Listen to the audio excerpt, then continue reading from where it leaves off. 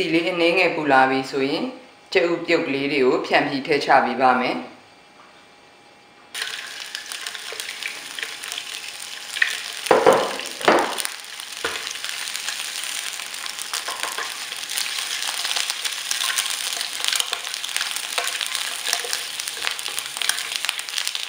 အနည်းငယ်အကျော်လေးတင်းရုံလုပ်ပြီးရင်နောက်တစ်ဖက်ကိုထပ်လန်ပေးပါမယ်ရှင်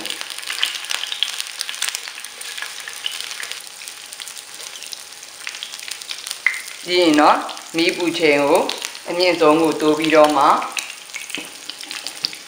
ကော်ပီတုပ်ကလေးတွေထည့်ချပေးပါမယ်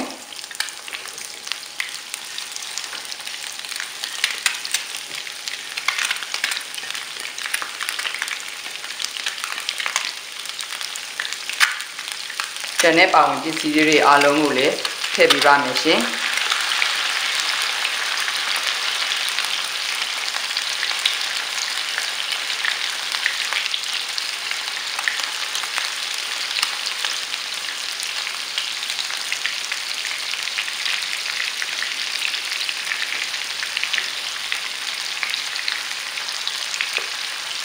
စီလဲထပ်ပြီးထည့်ပေးပါမယ်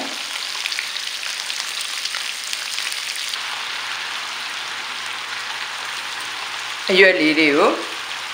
အနည်းငယ်ဖြန့်ပေးပြီးဆိုရင်တော့နွမ်းကြွလာအောင်ဒီတိုင်းမမွေပဲခဏထားပေးထားပါမယ်ရှင်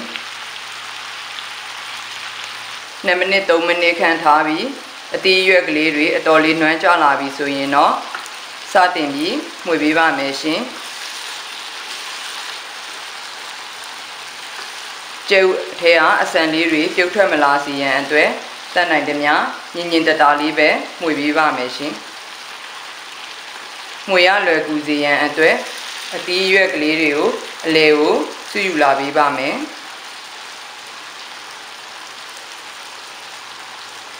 ကျုပ်လေးတွေကတော့နှစ်ပေးမှာပဲထားထားပါမယ်ရှင်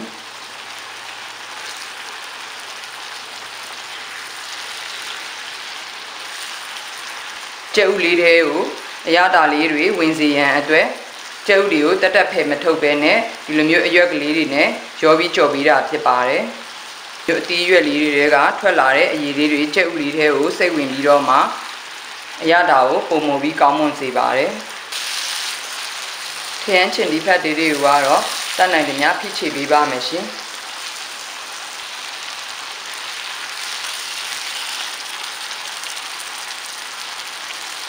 ကျုပ်လေးတွေတူးမတွားစေရန်အတွက်လည်းအနည်းငယ်နေရာရွှေ့ပေးပါမယ်ရှင်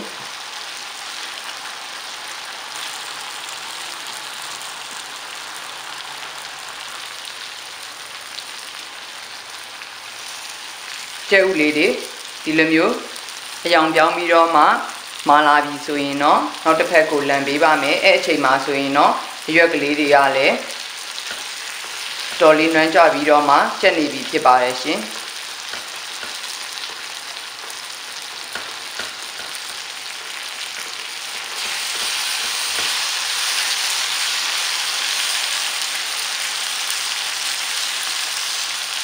ကျုပ်လေးတွေကိုနောက်တစ်ဖက်လန်ပြီး10မိနစ်ခန့်ထားပြီးပြီဆိုရင်တော့ဟင်းလေးကအရသာရှိစွာတုံးဆောင်ဖို့အတွက်သင်ဖြစ်သွားပါပြီရှင်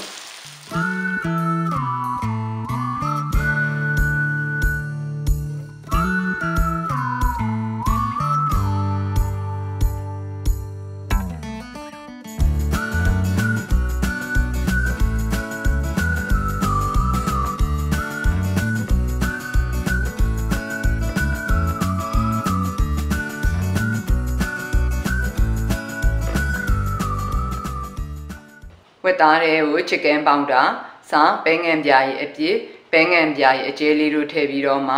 နှံ့နွားအောင်တိတိကျကျနေပြီးထားပါမယ်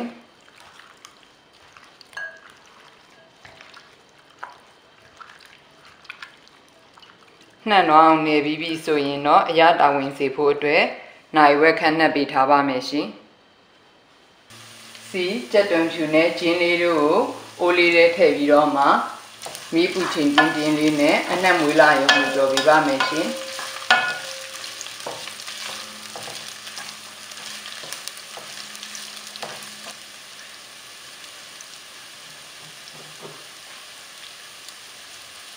အနက်လေးလေးမွေးလာအောင်ကြော်ပြီးပြီဆိုရင်တော့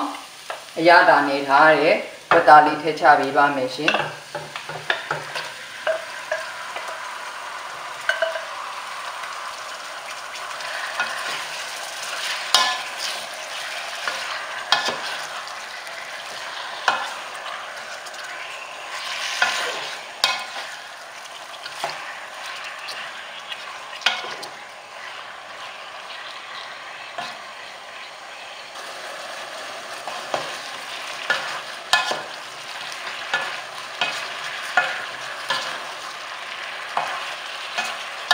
10 မိနစ်ခန့်လုံးဝကြော်ပြီးရင်ဒါမှမဟုတ်အသားလေးတွေရဲ့အပြင်ဘက်ကဒီလိုမျိုးလေးကျက်တဲ့အယောင်ကလေးပြောင်းလာပြီဆိုရင်တော့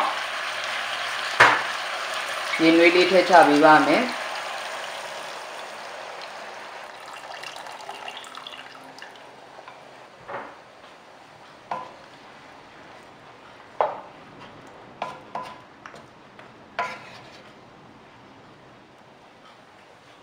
ဒီနော်အိုးဖုံလေးဖုံပြီးတော့မှအလဲလက်မီလေးနဲ့ဆက်ပြီးတည်ပြီးထားပါမယ်ရှင်မိနစ်50ခန့်တည်ပြီးတဲ့နောက်မှာတော့ငရုတ်ကောင်းမုတ်လေးဖြတ်ပြီးထည့်ပေးပါမယ်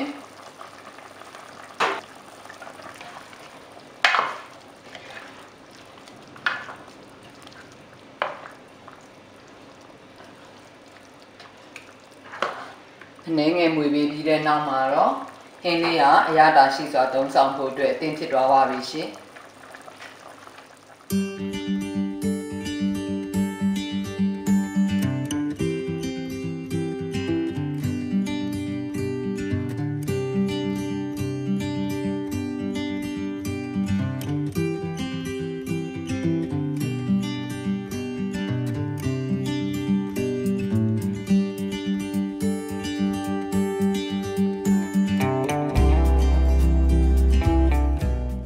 ပဇွန်လေးမမဆက်ဆက်ကလေးဖြစ်ပြီးတော့မှပုံမစားကောင်းစီရန်အတွက်အနေငယ်ပြင်ဆင်ပါမယ်ရှင်ပဇွန်လေးထဲကိုတံပြာရည်လေးလောင်းထည့်ပါမယ်ပြီးရင်တော့10 မိနစ်ခန့်တိတိကျကျဖိနေပေးပါမယ်ရှင်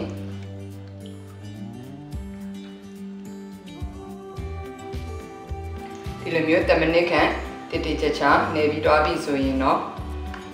ဒီတံပြာရည်လေးတွေအားလုံးကုန်သွားစီရန်အတွက်တိတိကျကျညှစ်ထုတ်ပေးပါမယ်ရှင်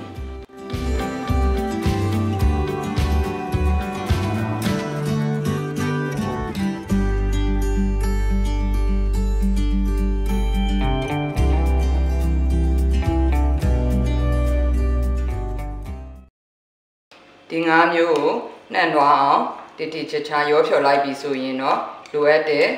ချင်းဆက် sauce လေးကိုရပါပြီရှင်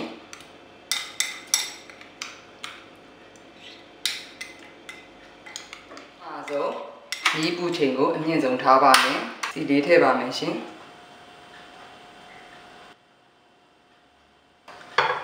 စီလေးပူလာပြီဆိုရင်ချင်းထည့်ပါမယ်တက်တန်ချူလေးထည့်ပါမယ်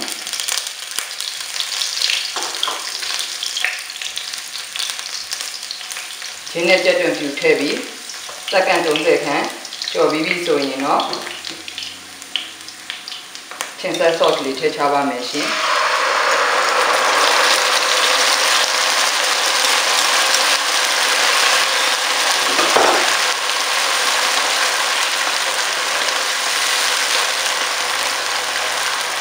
ပြီးတော့ပဇွန်လေးထည့်ပါမယ်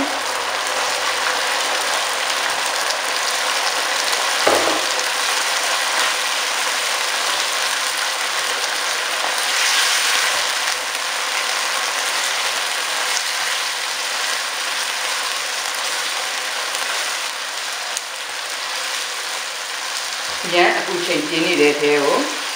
ရေတက်ပါတဲ့ပစ္စည်းတွေထည့်ချတာဖြစ်တဲ့အတွက်စီပေါက်တာလေးကိုတော့တတိထားပြီးသိချင်ပါတယ်ရှင်ပဇွန်လေးထည့်ချပြီး10 မိနစ်ခန့်ကြော်ပြီးပြီဆိုရင်တော့မြုပ်ပြီးမြုပ်ပြီးစိတ်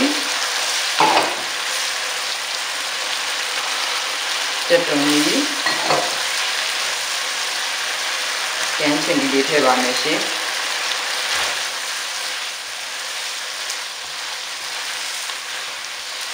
10 မိနစ်ခန့်ကြော်ပြီးပြီဆိုရင်တော့နောက်ဆုံးအနေနဲ့ ကြက်တွန်ပင်ကြက်တွန်မိတ်ကလေးထည့်ချပါမယ်ရှင်ကြက်တွန်ပင်ကြက်တွန်မိတ်လေးကအကြက်မြန်တဲ့အတွက်သူ့ကိုထည့်ချပြီး3-4ချက်လောက်မှွေပြီးတာနဲ့ဒီပုံမီလေးပိတ်လို့ရပါပြီရှင်ခုဆိုရင်တော့ပဲငယ်ပြီးပစွန်ချင်းဆက်လေးကအတင်ဖြစ်သွားပါပြီရှင်